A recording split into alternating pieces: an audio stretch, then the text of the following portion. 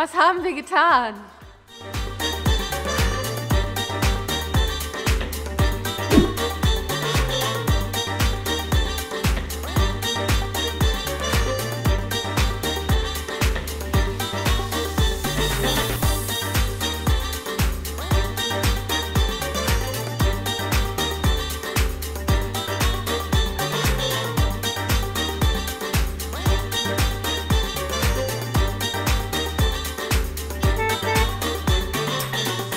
Und damit hallo und herzlich willkommen zu einem neuen Ausbauvideo von unserem Noch-Kastenwagen, der zum Camper werden soll. Heute sollte es vor allem um Rostbehandlung und Hohlraumkonservierung gehen, wobei sich herausgestellt hat, dass es eigentlich hauptsächlich um die Entfernung von Konstruktionskleber und Kleberesten geht, denn damit haben wir in den letzten Tagen viele Stunden verbracht. Ja. Was wir da so angestellt haben und wie es dazu gekommen ist, dass der Wagen jetzt so aussieht, das schauen wir uns jetzt an. Springen wir also mal ein paar Tage zurück. Hallo zusammen! Ich werde mich jetzt heute darum kümmern, die Klebereste zu entfernen und die Roststellen zu behandeln, damit wir danach hier im Innenraum eine schöne, weiße, saubere Leinwand haben, auf der wir dann aufbauen können. Der erste Schritt ist, hier diesen ganzen Kleber zu entfernen. Hier war ja auf der Ladefläche ganzflächig ein Holzfußboden verlegt, der nicht nur verschraubt, sondern leider auch verklebt war. In diesen Streifen und auch außen drumherum einmal komplett. Das war eine richtige Drecksarbeit, den hier rauszubrechen, muss man eigentlich sagen. Es hat ordentlich Kraft und Anstrengung gebraucht. Das ist irgendeine Art von Karosseriekleber, Sikaflex, was auch immer. Um den zu entfernen, da gibt es kein chemisches Wundermittel, sondern da hilft nur mechanische Einwirkung, also Kraft und Ausdauer oder technische Hilfsmittel. Ich hab mich dafür entschieden, mit so einer Flex und so einer Fließschrubbscheibe den Kleber abzuschrubben. Diese Fließscheiben, die sollten hart genug sein, um den Kleber ganz gut zu entfernen, aber trotzdem weich genug in Anführungsstrichen, um das Blech nicht allzu sehr zu beschädigen. Der Lack wird abgehen, das lässt sich nicht vermeiden. Da werde ich am Ende eine Rostschutzgrundierung drüber pinseln. Dann sollte das hoffentlich passen. Dann schauen wir mal, wie gut das funktioniert.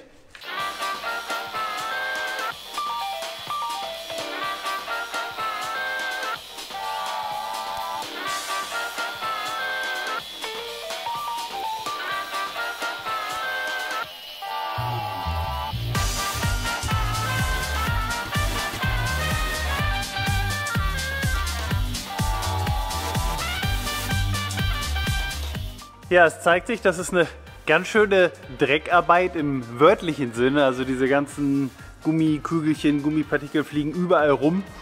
Ich habe mir auch deswegen relativ schnell dann doch noch eine Maske geholt. Ich hatte jetzt nur so eine einfache, aber die hilft da auch in jedem Fall schon mal ganz gut. Und auch eine Schutzbrille angezogen, obwohl ich eine normale Brille trage, aber hier fliegt es auch dahinter.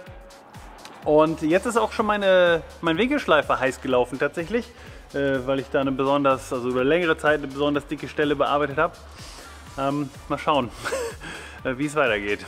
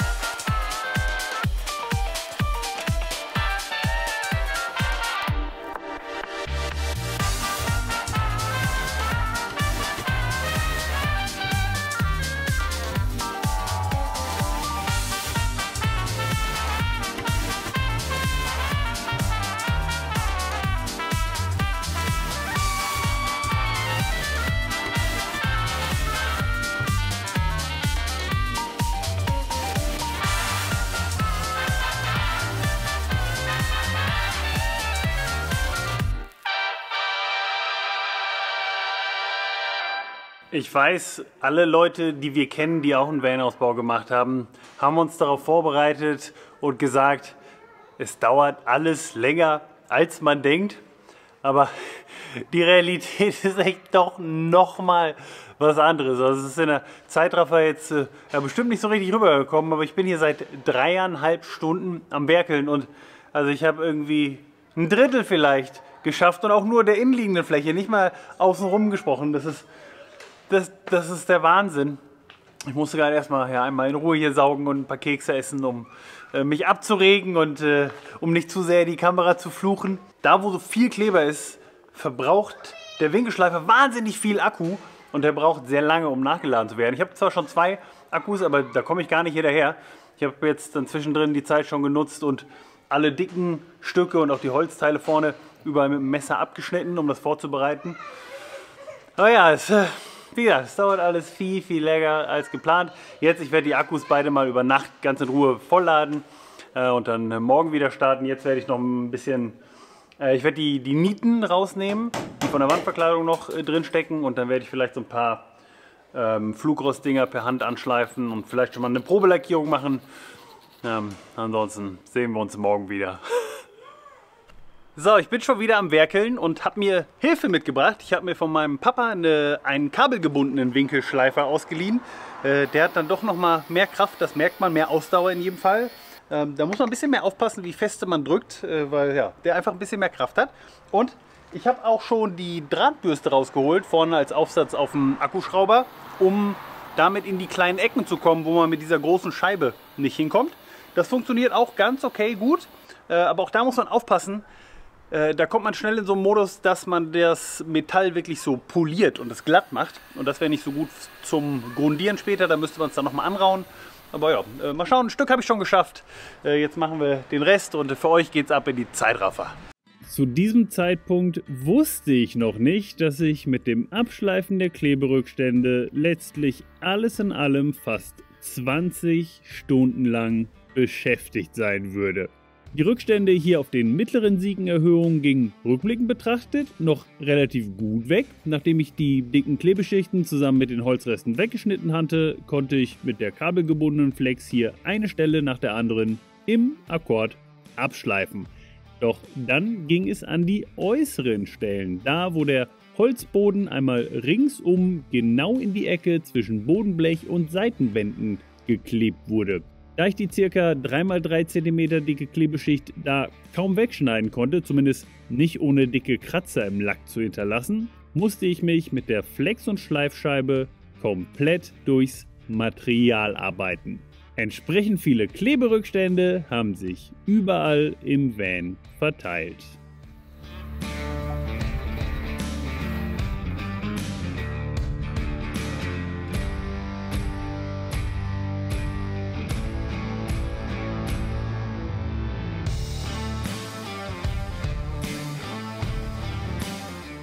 An der Stirnseite war ich glücklicherweise etwas erfolgreicher mit dem Cuttermesser, sodass es ab da ein kleines bisschen schneller voranging.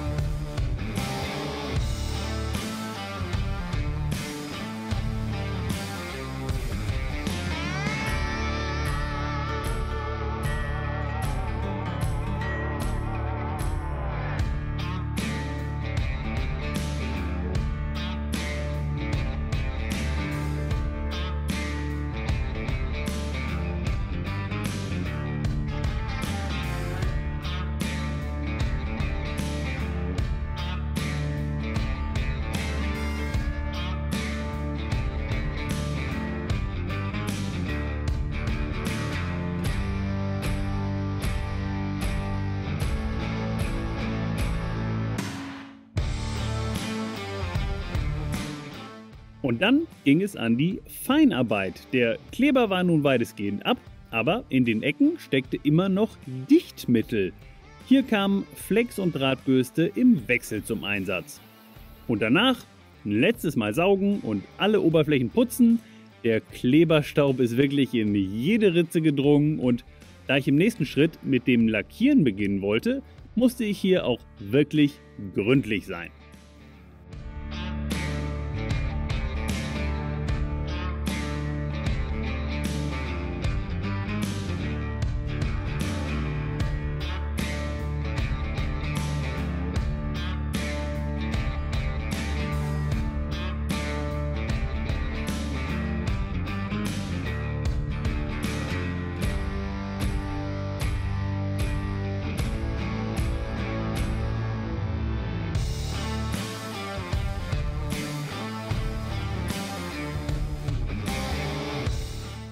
Als endlich alles sauber war, habe ich die Bohrlöcher an den Wänden und alle blank geschliffenen Stellen am Boden noch einmal mit Schmirgelpapier angeraut, damit der Lack später auch richtig greifen kann.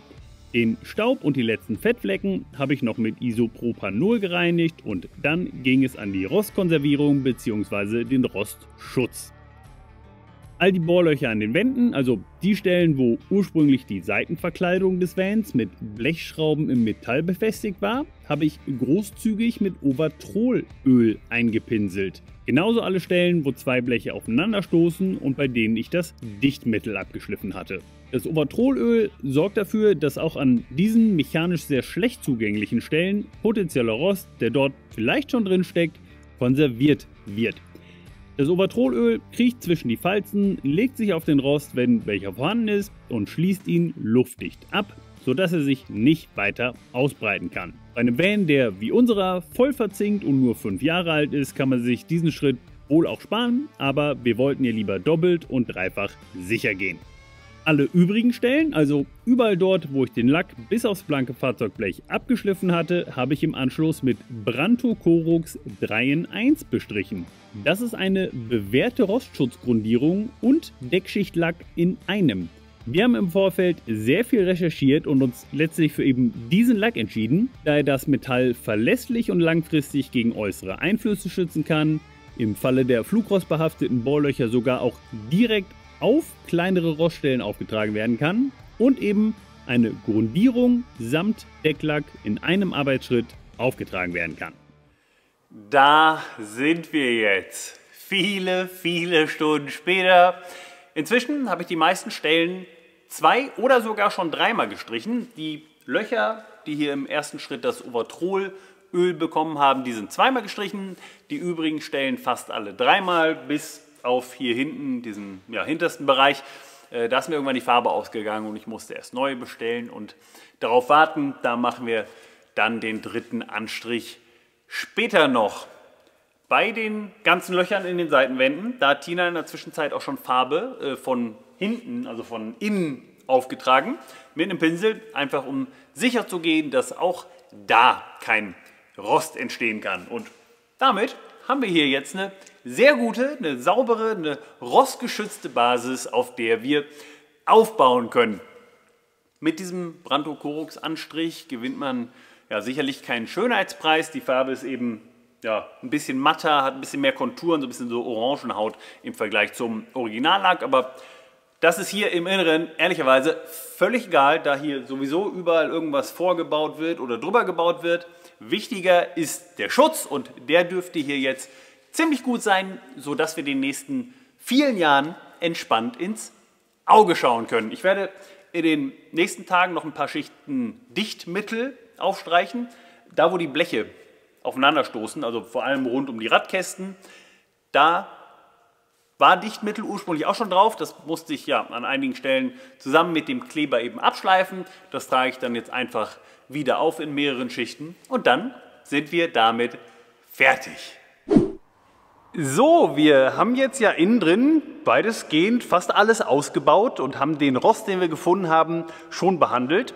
Aber es gibt noch ein paar andere Stellen, wo sich auch noch Rost verstecken könnte oder wo sich mindestens mal Dreck angesammelt hat, möchte ich meinen. Und die Rede ist von den Plastikteilen, den Anbauteilen hier außen am Auto. Also vorne, hinten, links, rechts, all diese Zierleisten an der Seite, die Kotflügelverbreiterung, die Stoßstange.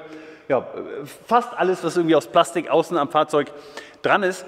Das heißt, ich werde jetzt mal versuchen, all diese Sachen abzubauen und ich weiß schon, dass viele der Teile davon mit so Plastiknupsis befestigt sind, die sich nicht ganz so einfach werden entfernen lassen. Mal gucken, welches meiner Hilfsmittel am besten funktioniert. Ich würde sagen, Zeitraffer ab.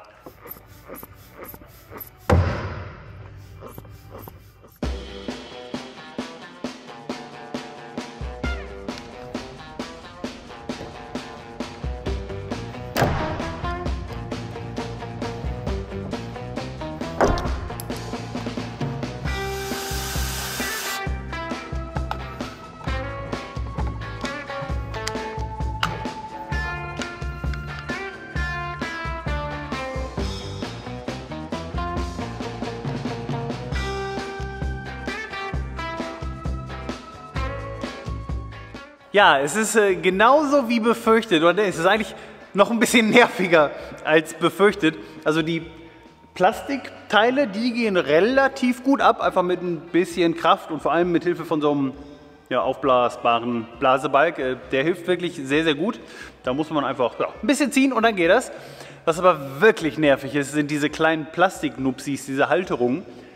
Die in der unteren Reihe sind oder ja, überall, wo so längliche Löcher sind, ovale Löcher im weitesten Sinne, da kann man die einfach um 90 Grad drehen und rausziehen, alles gut. Aber überall, wo die in runden Löchern drin stecken, stecken die richtig feste drin und man muss wirklich mit Gewalt da rangehen.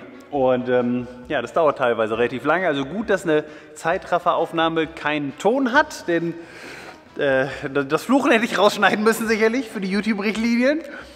Aber gut, es hilft ja nichts. Also weiter geht's.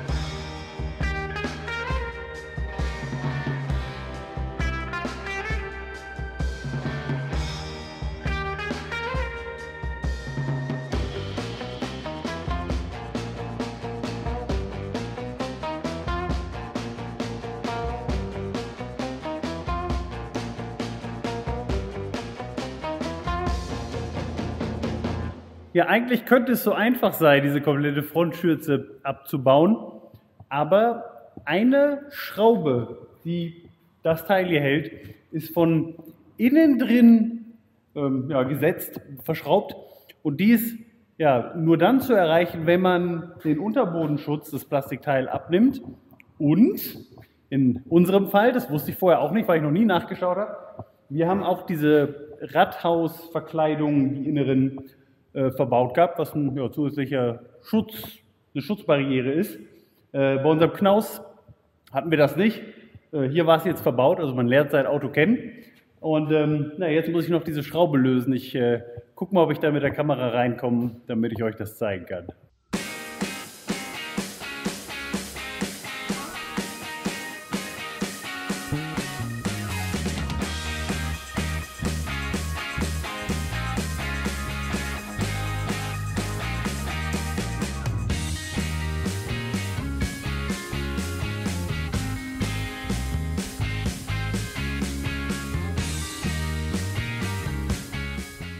Alle Teile außen sind jetzt soweit ab und wir haben kein Rost gefunden, das ist sehr gut.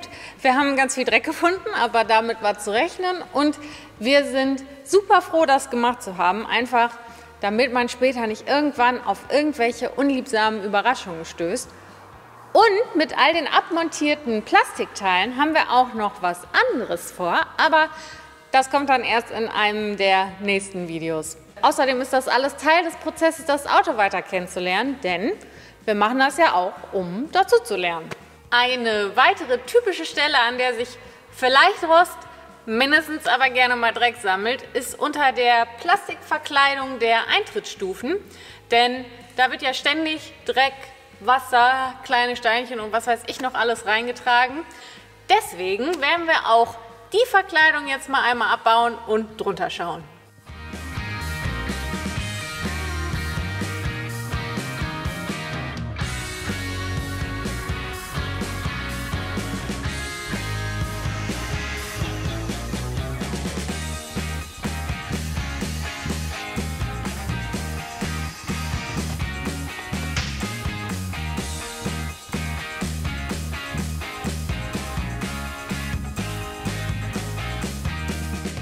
Das sieht schon mal super aus. Kein Rost, das heißt, wir müssen nur mal ein bisschen feucht durchwischen und das war's.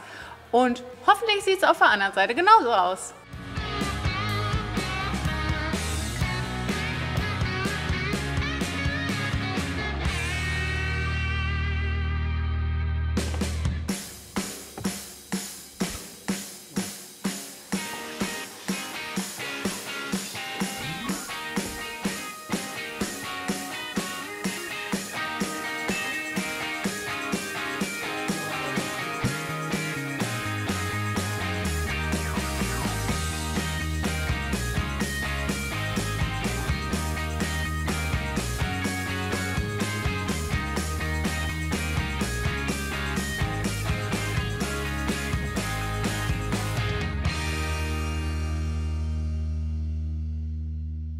Jetzt, wo das Auto so nackt dasteht, wollten wir eigentlich eine Hohlraumkonservierung machen. Wir haben uns dazu extra schon so ein Sprühwachs besorgt, das mit Hilfe von einer Hohlraumsprühsonde in alle Hohlräume in und unterm Auto reingesprüht wird, um die Hohlräume eben längerfristig und zusätzlich vor Rost zu schützen. Warum man das machen sollte, wie das auch ohne viel Spezialequipment geht und welche Stellen ganz besonders wichtig sind, das wollten wir jetzt eigentlich gemeinsam angehen und euch zeigen. Aber ich sage eigentlich, denn das werden wir jetzt doch nicht machen. Uns ist in der Woche ja nicht nur so ein bisschen die Zeit ausgegangen, das auch, denn wir waren in den letzten Tagen ausgiebig auf dem Caravan-Salon unterwegs, mehrere Tage. Wer uns auch bei Instagram folgt, wird das mitbekommen haben, denn haben wir ein paar Eindrücke davon gezeigt. Das waren sehr interessante Tage und jetzt stecken wir auch schon wieder in den Startlöchern, um am Sonntag, nachdem hoffentlich dieses Video hier online gegangen ist, für 1-2 Tage nach Berlin zur IFA, zur Internationalen Funkausstellung, zu fahren.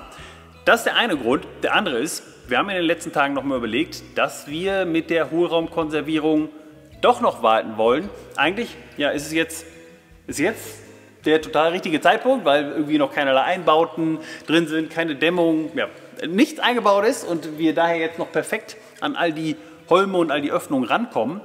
Aber wir werden ja jetzt noch eine ganze Reihe an Ausschnitten ins Metall machen und allerlei Löcher irgendwie da reinbohren. Und bevor uns da dann Metallspäne in die Holme fallen und da im Wachs kleben bleiben und dann irgendwann vielleicht doch auch anfangen zu rosten, warten wir lieber, bis wir all diese Ausschnitte drin haben, haben wir uns überlegt. Danach kommen wir immer noch genauso gut überall ran. Das verschieben wir also auf eines der nächsten Videos. Apropos nächstes Video. Wenn wir aus Berlin zurück sind, werden wir, wie im letzten Video angekündigt, ein Video machen, in dem wir den aktuellen Stand zu unserem Grundriss und unsere Gedanken dazu mal sammeln wollen. Das haben sich super viele von euch gewünscht. Yep. Daher werden wir das machen. Wenn ihr das nicht verpassen wollt, dann abonniert gerne unseren Kanal und stellt sicher, dass ihr unten auch auf die kleine Glocke geklickt habt, denn dann werdet ihr von YouTube ganz automatisch informiert, sobald wir ein neues Video hochladen. Ja. Drückt gerne auch auf den Daumen hoch, wann immer euch ein Video von uns gefallen hat. Das hilft uns, weil das dem YouTube-Algorithmus sagt, dass es hier interessante Videos zu sehen gibt. Und das ist ja so. Das ist so. Daher würde es uns freuen, wenn ihr beides anklickt, den Daumen hoch und den Abonnieren-Button. Ja. Und dann werdet ihr auch das Video in der Woche drauf nicht verpassen, indem wir euch dann wahrscheinlich schon zeigen, was wir mit all den abgebauten Plastikteilen vorhaben. Bis es soweit ist, senden wir euch viele liebe Grüße. Habt einen schönen Tag, bleibt gesund und bis ganz bald. Ciao. Ciao.